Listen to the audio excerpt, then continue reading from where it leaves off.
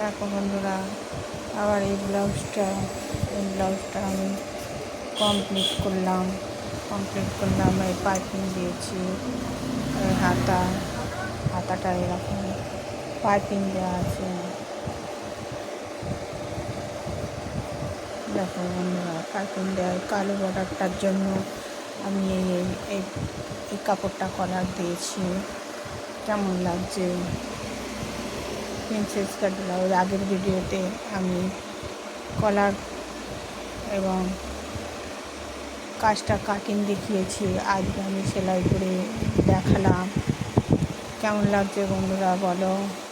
ভালো লাগছে কি? ভালো লাগলে একটা লাইক করে দেবে। দেখো কত সুন্দর হয়েছে, কত সুন্দর ব্লাউজটা হয়েছে। একটা অফিসিয়াল ড্রেস, ভালো লাগছে। ভালো লাগলে একটা লাইক করে দেবে বন্ধুরা।